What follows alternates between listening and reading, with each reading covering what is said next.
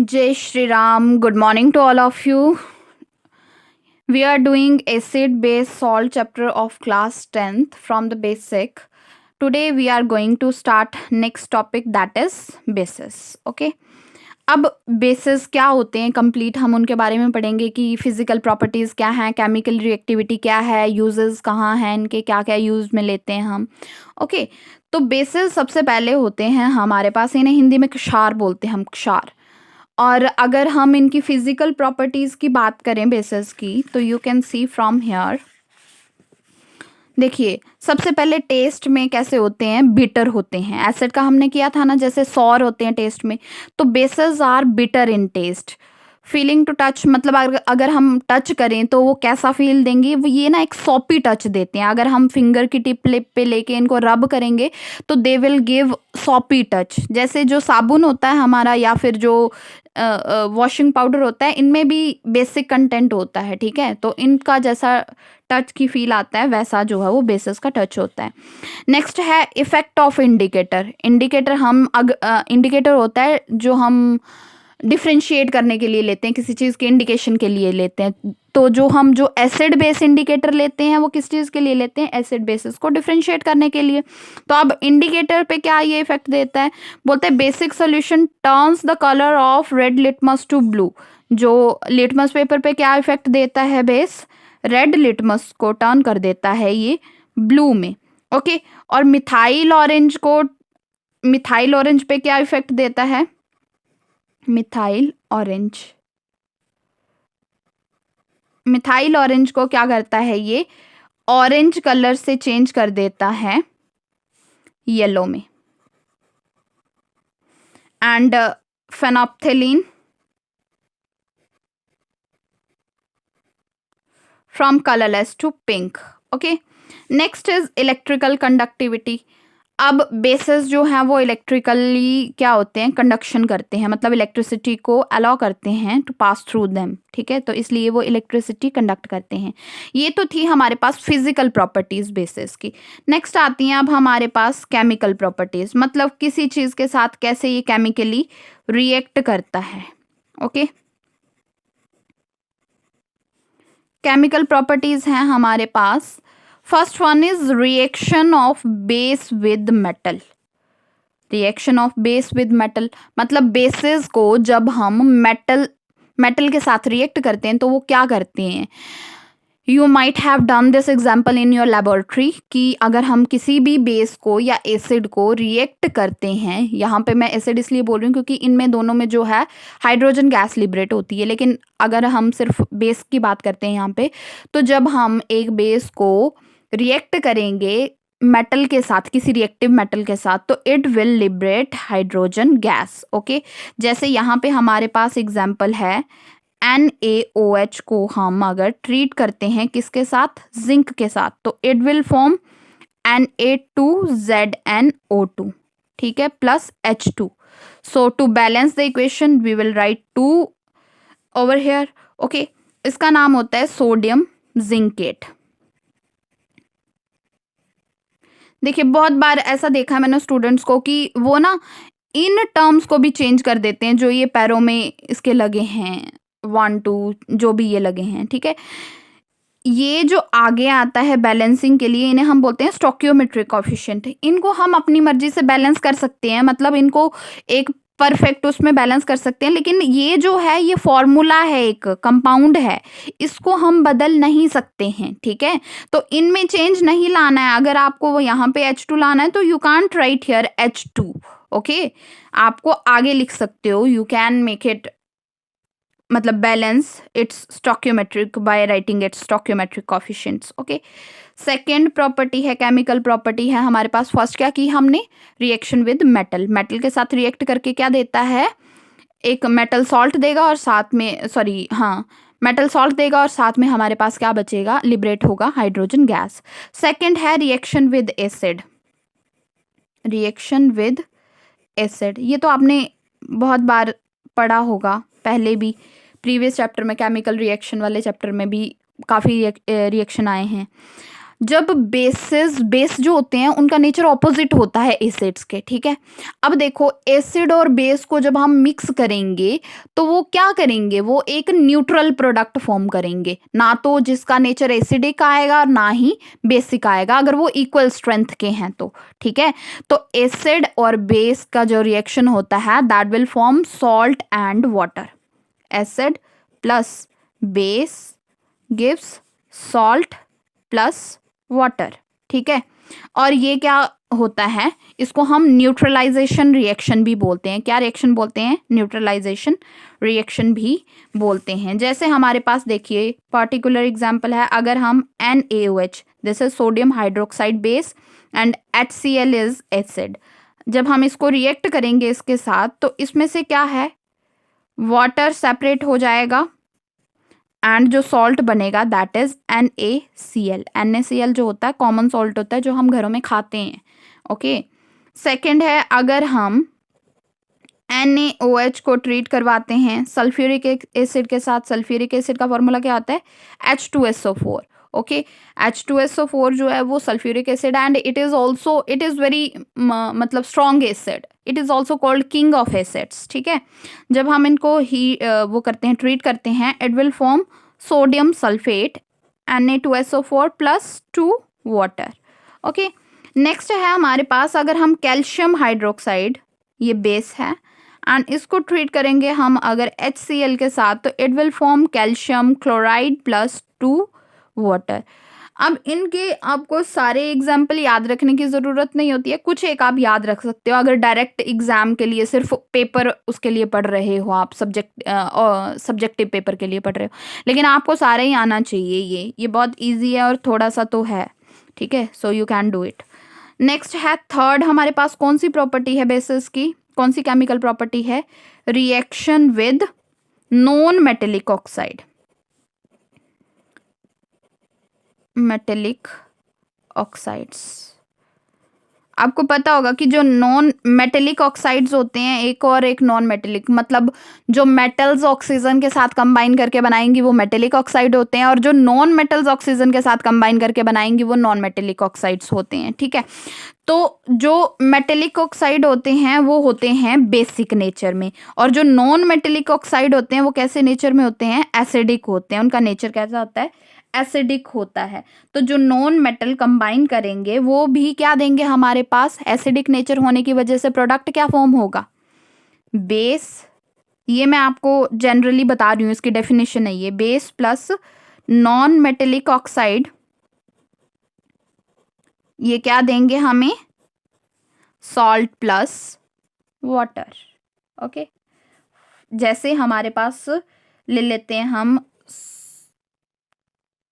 Non metallic oxide base के साथ, base ले लेते हैं सोडियम हाइड्रोक्साइड प्लस कार्बन जो वो नॉन मेटल है इसका ऑक्साइड, कार्बन डाइऑक्साइड जो है एक नॉन मेटेलिक ऑक्साइड है, तो it will give us sodium carbonate plus water. Sodium carbonate is salt and water is water, okay. जैसे नेक्स्ट एग्जांपल हम लेते हैं कैल्शियम हाइड्रोक्साइड का, ठीक है, CaOH होल ट्वाइस, और कार्बन डाइऑक्साइड के साथ इसको ट्रीट करवाएंगे तो it will form calcium carbonate plus water, okay. Fourth one is the reaction of base with heavy metal salt. किसके साथ reaction, with heavy metal salts, मतलब जो हैवी मेटल्स के सॉल्ट है ना उनके साथ मिलकर ये क्या बनाएगा, ठीक है, ये जो है ये मेटेलिक हाइड्रोक्साइड बनाता है, ठीक है। जैसे हमारे पास है zinc sulphate, this is a heavy metal salt, अगर हम इसको सोडियम हाइड्रोक्साइड के साथ ट्रीट करवाएंगे तो ये क्या बनाएगा, sodium sulphate Na2SO4 plus zinc hydroxide, मतलब हैवी मेटल का हाइड्रोक्साइड बन जाएगा। This is zinc is a heavy metal ना, तो इसका केस में कन्वर्ट हो गया, ये जिंक हाइड्रोक्साइड में कन्वर्ट हो गया, ठीक है। This is for balancing of the reaction, ठीक है। दूसरा जैसे हम एग्जांपल लेते हैं copper sulphate, copper sulphate is also heavy metal salt ना, प्लस अमोनियम हाइड्रोक्साइड के साथ अगर हम ट्रीट करवाते हैं इसे, ammonium hydroxide is a base, okay, it will gives ammonium sulphate plus copper hydroxide, मतलब हैवी मेटल का हाइड्रोक्साइड बना दिया यहाँ पे इसने, ओके। जैसे FeCl2 plus 2NaOH, it will give rise to 2NaCl plus FeOH whole twice, ठीक है। And students, one thing, make sure whenever you are attending my lectures, be with your pen and notebook, क्योंकि अगर आप इसको properly लिख लोगे ना साथ साथ में जो नोट्स मैं दे रही हूँ, तो आपको ये कभी नहीं भूलेगा और इट इज़ वेरी इजी। मतलब अगर आपको बुक से देख के नोट्स बनाने हैं एग्ज़ाम के लिए तो it will consume your time, यहाँ से आप जल्दी उसको ग्रैस्प कर सकते हो, तो आपको थोड़ा सा इसके लिए मतलब हार्ड वर्क करना पड़ेगा, थोड़ा सा लिख के देख लेना। ऐसे देखें हम तो लगता है कि बहुत इजी है सब, हाँ आ रहा है समझ, ठीक है, लेकिन अगर हम सिर्फ देख के ही ऐसा करना हो तो फिर भूल जाएगा ना वो थोड़े टाइम बाद। So to make it permanent you should have notebook and pen with you, okay. So next is, देखिए जैसे ये क्वेश्चन है एक, मतलब मैंने क्वेश्चन भी बनाया कि किस टाइप के क्वेश्चंस जो हैं वो आ सकते हैं आपको, okay. How the concentration of hydronium ion affect when solution of acid and acid is diluted, कि देखिए जैसे कि जो हाइड्रोनियम आयन की कॉन्सेंट्रेशन पे, हाइड्रोनियम आयन पता है ना आपको क्या होते हैं, H3O पॉजिटिव, मतलब जब वाटर में H पॉजिटिव आयन मिल जाते हैं तो they will give hydronium ion, और H पॉजिटिव आयन देने वाले कौन होते हैं हमारे पास डेफिनेशन के अकॉर्डिंग, तो ये होते हैं एसिड्स, ठीक है। अगर बोल रहा है कि हम किसी सॉल्यूशन को डाइल्यूट करें, डाइल्यूट मतलब और वाटर में ऐड कर दूं, ये हाइड्रोनियम आयन है हमारे पास, इसमें मैं और डाइल्यूशन कर दूं, और ज़्यादा वाटर ऐड कर दूं, मोर एंड मोर वाटर, तो इसकी कॉन्सेंट्रेशन क्या हो जाएगी हाइड्रोनियम आयन की, क्या ये बढ़ जाएंगे? ये बढ़ेंगे नहीं, ये तो जितने हैं उतने ही रहेंगे, ठीक है। लेकिन वाटर मॉलिक्यूल्स जो हैं वो बाकी क्या हो गए, बढ़ गए, तो उसकी वजह से इनकी जो हाइड्रोनियम आयन की कॉन्सेंट्रेशन क्या होगी, डिक्रीज करेगी। When acid is diluted the concentration of hydronium ion per unit volume is decreases, okay. Next is, देखिए नेक्स्ट क्वेश्चन है हमारे पास, firstly read the question carefully and after that try to answer by yourself. Metal compound A react with dilute hydrochloric acid to produce effervescence. The gas evolved extinguishes a burning candle. Write a valence chemical equation for the reaction if one of the compound formed is calcium chloride. See, जैसे देखो हमें बोला है कि कोई metal का compound है ए, हम ए ही मान लेते हैं उसको, ठीक है। वो रिएक्ट कर रहा है डाइल्यूट HCl से, हाइड्रोक्लोरिक एसिड से, ठीक है, टू प्रोड्यूस एफरवेसेंस, मतलब एक मतलब गैस सी प्रोड्यूस होती है, स्मेल प्रोड्यूस होती है, ठीक है। बोलता है the gas evolve extinguishes a burning candle, कि कोई ऐसी गैस प्रोड्यूस होती है जो बर्निंग कैंडल को बुझा देती है, ठीक है। तो कौन सी गैस है जो मतलब उसमें फायर एक्सटिंग्विशन के काम आती है, ओके। पहले तो ये पता होना चाहिए हमें। दूसरा है right a balance chemical equation for the reaction one of the compound formed is calcium chloride. क्या है हमारे पास, एक क्या बना है प्रोडक्ट में, कैल्शियम क्लोराइड बना है, और आपको पता है कि जो फायर एक्सटिंग्विश करने में काम आती है that is carbon dioxide gas, एक ये प्रोडक्ट बन गया हमारे पास, ठीक है। अब देखो यहाँ पे हमारे पास क्या पॉसिबिलिटी है कि क्या हमारे पास यहाँ पे रिएक्टेंट होगा, ठीक है। ए क्या होना चाहिए कि उसको हम HCl के साथ ट्रीट करवाएं and it will form calcium chloride and CO2, calcium का प्रोडक्ट होना चाहिए। और दूसरा देखो जो रिएक्टेंट में है वही प्रोडक्ट में बनता है, कुछ ऐसा नया नहीं बनाता है, जो मतलब हमारे पास रिएक्टेंट में होगा वही एटम्स आने चाहिए प्रोडक्ट में, वही एलिमेंट्स आने चाहिए। कुछ ऐसा नहीं कि हम यहाँ पे ले क्लोरीन रहे हैं और बना ब्रोमीन रहे हैं, ऐसा नहीं बनेगा कभी भी, ठीक है। जैसे हमने खाना बनाना हो, अगर हम चावल बनाने लगे हैं, रॉ मटेरियल अगर हमने चावल का लिया है तो पक के भी वो चावल ही बनेंगे, वो कभी दाल नहीं बन जाएंगे। So that's why, okay. तो इसका क्या है, एक कैल्शियम का कोई कंपाउंड होगा, इसका मतलब कोई मेटल कंपाउंड जो हमें बताया है वो कैल्शियम का कंपाउंड होगा, और उसमें ऑक्सीजन भी होनी चाहिए, कार्बन भी होना चाहिए। तो इट मीन्स, और साथ में जो है वो वाटर इस रिएक्शन को बैलेंस कर रहे हैं, इट मीन्स जो ए है हमारे पास that will be calcium carbonate. ये कैल्शियम कार्बोनेट क्यों है, वाटर, और हमने वाटर क्यों लिखा यहाँ पे, because we had HCl here and H तो इस साइड आ नहीं रहा है, तो हमने थोड़ा सा मतलब रिएक्शन को अपनी कॉमन सेंस के साथ और थोड़ा सा लॉजिक के साथ बैलेंस किया है, ओके।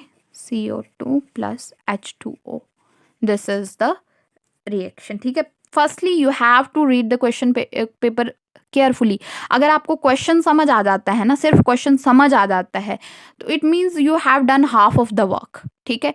अगर क्वेश्चन ही नहीं समझ आता है then it is a problem, okay. So firstly try to make you understand what is the question, okay. Next is, why does the dry HCl gas not change the color of dry litmus paper? अब देखो कि कोई dry HCl gas है, HCl आपको पता है acid है, इसको लिटमस को चेंज करना चाहिए ब्लू टू रेड, लेकिन वो बोलता है ड्राई HCl जो है वो ड्राई लिटमस पेपर को चेंज नहीं करता है। क्यों ऐसा, क्यों ऐसा? इसलिए कि जो ड्राई HCl है वो एसिडिक नेचर शो ही नहीं करता है। एसिडिक वो सब्सटेंसेस होते हैं जो एक्वस मीडियम में H पॉजिटिव आयंस देते हैं, तो अभी एक्वस मीडियम में है ही नहीं, तो ये एसिडिक कैरेक्टर शो ही नहीं कर रहा है। So it will not change the colour of litmus paper. अब देखो, हम बेसिस के बारे में डिटेल में पढ़ते हैं और इनकी थोड़े अलग अलग एग्जाम्पल्स हैं और अलग अलग बेसिस हैं, उनके बारे में पढ़ते हैं, ठीक है। अब हमारे पास है, फर्स्ट है बेसिस, जो है वो क्या है हमारे पास, बेस वो सब्सटेंस है जो बीटर होते हैं, this we already have done. और इनका कलर किस में चेंज करते हैं, लिटमस को रेड, लिटमस टू ब्लू। अब देखो कुछ एग्जाम्पल्स हैं बेसिस के हमारे पास, इनके नाम आपको आने चाहिए, बिकॉज अगर आप बेस के बारे में पढ़ रहे हो तो आपको पता होना चाहिए कि कौन कौन से सब्सटेंसेस हमारी लेबोरेटरी में जो होते हैं वो बेसिस होते हैं, ठीक है। First one is sodium hydroxide. Sodium hydroxide को हम लिखते हैं NaOH, okay. It is formula see. Potassium hydroxide का फॉर्मूला होता है KOH। कैल्शियम हाइड्रोक्साइड का calcium hydroxide CaOH whole twice. Magnesium hydroxide is MgOH whole twice. Copper oxide is CuO। Magnesium oxide is MgO। Calcium oxide is CaO। Ammonium hydroxide is NH4OH, okay. Next is Arrhenius concept of bases. We have done the Arrhenius concept of acid ना।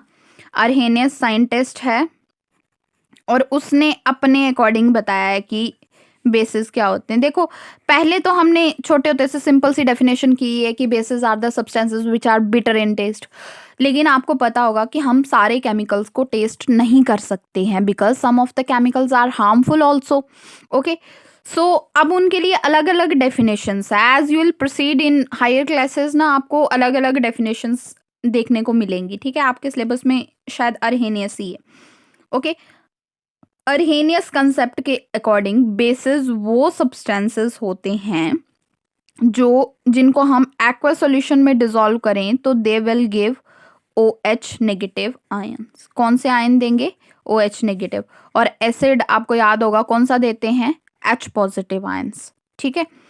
Basis are वो दो substances which gives OH negative ion. इसको हम बोलते हैं hydroxide ion. क्या बोलते हैं इसको हम? हाइड्रोक्साइड आयन, ठीक है। तो जैसे KOH है, जब मैं इसको वाटर में डिसॉल्व करूंगी तो it will give K positive plus OH negative, ठीक है। MgOH ट्वाइस, इसको जब हम वाटर में डिसॉल्व करेंगे तो एक्वा सॉल्यूशन में ये क्या देगा? Mg2 positive plus OH negative. Calcium hydroxide water में क्या देगा? Calcium 2 positive plus OH negative ion, ठीक है। For balancing we can write 2OH negative 2OH negative और है, ओके। अब देखो कुछ सब्सटेंसेस जो होते हैं वो स्ट्रॉन्ग होते हैं, कुछ जो होते हैं वो वीक होते हैं। अगर आपने अपनी लैबोरेटरी में देखा होगा कि आपने देखा होगा कई उनके ऊपर लिखा होता है, जो हमारे पास एसिड या बेसिस होते हैं उनके बाहर लिखा होता है this is concentrated HCl, concentrated NaOH, diluted NH4OH, diluted कोई और जो हमारे पास एसिड बेस आते हैं H2SO4। तो ये कॉन्सेंट्रेटेड और डाइल्यूटेड टर्म्स क्या हैं? कॉन्सेंट्रेटेड का मतलब होता है जिसकी स्ट्रेंथ ज़्यादा हो, जिसमें ज़्यादा अमाउंट ऑफ एसिड या बेस मिक्स है, ठीक है। और डाइल्यूट का मतलब है जिसमें कम स्ट्रेंथ वाला एसिड या बेस हो, ठीक है। तो अब हमारे पास क्या है, स्ट्रॉन्ग बेस क्या होंगे और स्ट्रॉन्ग एसिड के वीक बेस क्या होंगे। अब देखो अकॉर्डिंग टू अर्हेनियस कंसेप्ट अगर हम बोलें स्ट्रॉन्ग बेस, तो स्ट्रॉन्ग बेस वो सब्सटेंसेस होंगे जो कंप्लीटली आयोनाइज हो जाते हैं। कंप्लीटली आयोनाइज का मतलब कि कंप्लीटली हमारे पास क्या दे देंगे, वो OH नेगेटिव आयंस दे देंगे सॉल्यूशन में, ठीक है। जैसे हम अगर NaOH को लें, NaOH जो है एक स्ट्रॉन्ग बेस है, ठीक है। जब हम इसको वाटर में डिसोशिएट करेंगे ना तो ये कंप्लीटली टोटली डिसोशिएट हो जाएगा Na पॉजिटिव आयन में और OH नेगेटिव आयन में, ठीक है। जैसे दूसरा है KOH is also a strong base, तो ये भी क्या हो जाएगा K पॉजिटिव में प्लस OH नेगेटिव आयन में, ठीक है। दूसरा है हमारे पास वीक बेसिस। वीक बेसिस कौन से होते हैं? Weak bases are those bases जो देते तो शो तो करते हैं बेसिक प्रॉपर्टीज, लेकिन वो कंप्लीटली आयनाइज नहीं होंगे, मतलब कंप्लीटली उनके आयन जो है वो ब्रेक नहीं होंगे। OH नेगेटिव आयंस जो है, हाइड्रोक्साइड आयन जो है वो कंप्लीट नहीं देगा। जैसे कैल्शियम हाइड्रोक्साइड है हमारे पास, ये जो है ये वीक बेस है, ठीक है। जब हम इसको वाटर में वो करेंगे तो इसके आयंस तो बनते हैं लेकिन इजीली नहीं बनते हैं और मतलब कंप्लीटली नहीं ये डिसोशिएट होता है। Ammonium hydroxide is also weak base, H2O, NH4 positive plus OH negative. देखो अब आपने देखा होगा मैंने डबल साइड एरो लगाया, इसका मतलब है कि ये कंबाइन करके वापस CaOH ट्वाइस बना सकते हैं और यहाँ से ये डिसोशिएट होके ये बन रहा है। मतलब इनका डिसोशिएशन होके ये कैल्शियम 2 पॉजिटिव और OH2 नेगेटिव आयन में टूट रहे हैं और वापस ये आयन कंबाइन कर रहे हैं क्या फॉर्म करने के लिए, कैल्शियम हाइड्रोक्साइड, ठीक है। सेम अमोनियम हाइड्रोक्साइड के साथ ammonium ion plus hydroxide ion बन रहा है और ये वापस ये आयन जो है वो कंबाइन कर सकते हैं वापस जाने के लिए अमोनियम हाइड्रोक्साइड, ठीक है। देखो बेसिस और अल्कली, जो अल्कलीज होते हैं ना उन्हें हम बेसिस भी बोलते हैं, ठीक है। बेसिस और अल्कली क्या होते हैं, बोलता है द बेसिस अल्कलीज, बोलता है जो बेसिस है ना हमारे पास जो सॉल्युबल होंगे किसमें, वाटर में। बेसिस जो सॉल्युबल हैं किसमें, वाटर में, ठीक है। क्या और क्या देते हैं, एंड गिव्स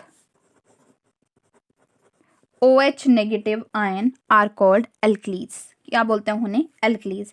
जैसे देखो हमारे पास क्या है NaOH को हम बेस भी बोलते हैं और क्या भी बोलते हैं, एल्कली भी बोलते हैं। क्यों? क्योंकि जब हम इसको वाटर में डिसॉल्व करेंगे तो ये क्या देगा, Na positive and OH negative. तो इन्हें क्या बोलते हैं हम, अल्कलीज भी बोलते हैं जो बेसिस हमें OH नेगेटिव आयन देते हैं, ठीक है।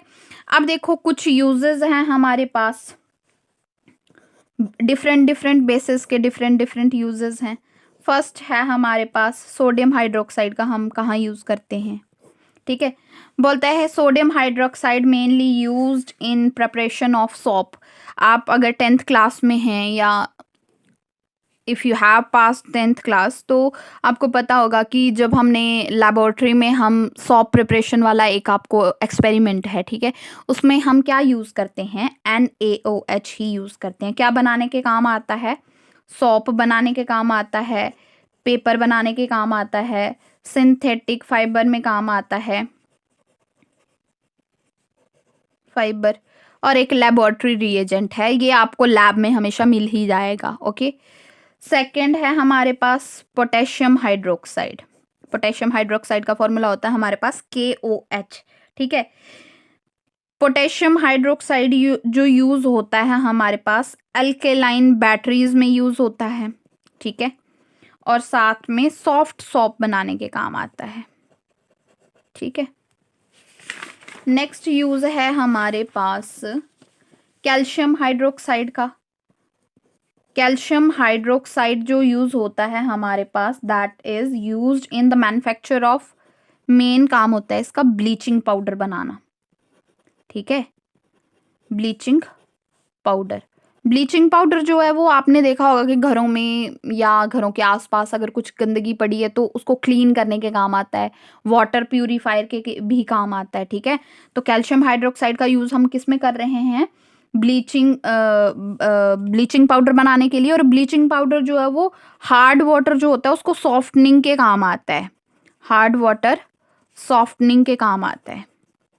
ठीक है, हार्ड वाटर वो वाटर होता है जिसमें झाग नहीं बन पाती है, अगर हम उसमें ब्लीचिंग पाउडर ऐड करेंगे तो वो क्या हो जाएगा, झाग मतलब जो उसमें फॉर्म फॉर्मेशन है that will start. Okay, fourth है हमारे पास मैग्नीशियम हाइड्रोक्साइड। जो मैग्नीशियम हाइड्रोक्साइड है, अब इसका क्या रोल है हमारे पास, मैग्नीशियम हाइड्रोक्साइड जो है इसको हम क्या बोलते हैं, एंटासिड। क्या बोलते हैं इसको, एंटासिड। जैसे हम अगर कुछ स्पाइसी फूड वगैरह खा लें या फिर कुछ एक्सेस में हमारी जो स्टमक है उसमें एसिड सेक्रीट हो जाए, ठीक है, तो उस वजह से हमें क्या होता है, जलन फील होती है एसोफेगस में। ठीक है, जलन फील होने की वजह से हमें क्या बोलते हैं, हम क्या बोलते हैं, हमें एसिडिटी हो गई। अब जो एसिडिटी हो जाती है उसको न्यूट्रलाइज करने के लिए हम जो दवाइयाँ खाते हैं ना उन्हें हम एंटासिड बोलते हैं। क्या बोलते हैं, एंटासिड। ठीक है, तो मैग्नीशियम हाइड्रोक्साइड भी क्या है, एक एंटासिड है। It is used to neutralise the acidity. Okay, so fifth one is ammonium hydroxide. Ammonium hydroxide को यूज करते हैं हम हमारी अगर कपड़ों में ग्रीस या स्टेन लगा हो, कोई दाग हो कपड़ों में, तो अमोनियम हाइड्रोक्साइड से वो दाग या ग्रीस जो है वो क्या हो जाता है, क्लीन हो जाता है। सिक्स्थ है हमारे पास सोडियम कार्बोनेट Na2CO3। इसको हम वॉशिंग सोडा भी बोलते हैं। वॉशिंग सोडा मतलब ये वॉशिंग पाउडर में यूज होता है। ठीक है, वॉशिंग पाउडर बनाने के काम आता है, तो it is helpful in cleaning of the clothes and बाकी जो भी हम वॉशिंग पाउडर से क्लीन कर सकते हैं। ठीक है, ये भी सॉफ्टनिंग के काम आता है, वाटर सॉफ्टनिंग के काम आता है। जो अगर वाटर हार्ड हो तो हार्डनिंग को, जैसे देखा होगा ना आपने, जो जैसे हार्ड वाटर होता है हिली एरियाज वगैरह में या कहीं दूर, तो उसमें झाग फॉर्म नहीं हो पाता है, वो थोड़ा पानी ऐसे चिपचिपा सा होता है, उसमें झाग फॉर्म नहीं हो पाता है। ठीक है, लेकिन अगर उसमें हम साबुन लगाएंगे तो साबुन वो ऐसे ही निकल जाता है, वो झाग ही फॉर्म नहीं करेगा। लेकिन अगर हम उसमें डिटर्जेंट मिक्स करते हैं ना तो वो इजीली लेदर फॉर्म कर देता है। ओके, तो सेवेंथ है हमारे पास NaHCO3। This is sodium bicarbonate. क्या है ये, सोडियम बाइकार्बोनेट। इसको यूज करते हैं हम बेकिंग सोडा में। आपको पता है ना बेकिंग सोडा यूज किया जाता है किसी, मतलब हम ईटेबल्स में यूज करते हैं, जैसे इनको फ्लफी वगैरह बनाने के लिए, जैसे ब्रेड वगैरह बनाने के लिए यूज होता है ये, जैसे केक वगैरह बनाने के लिए यूज होता है। ठीक है, तो ये किस में यूज होता है, कुकिंग फूड के लिए। और वन थिंग मोर, ये किस में यूज होता है, एसिड फायर एक्सटिंग्विशर। देखो, जैसे हमारे पास अगर एसिड गिर जाता है मान लो किसी इंसान के हाथ में, तो अब हम एकदम से तो मतलब कुछ डायरेक्टली कोई सॉल्यूशन अप्लाई नहीं कर पाएंगे। पहले हमें क्या करना चाहिए, उसको रब करना चाहिए। अगर जलता है या फिर एसिड गिरता है तो पहले क्या करना चाहिए, हमें उसको पानी से क्लीन करना चाहिए ना। After that we should apply baking soda over that sodium bicarbonate. ठीक है, हम अपनी लेबोरेटरी में ऐसे किया करते थे कि अगर किसी को जल रहा है या कुछ हो रहा है तो we apply baking soda NaHCO3. Okay, this was all about bases. So next topic we will do next time. So till then, thank you and be happy.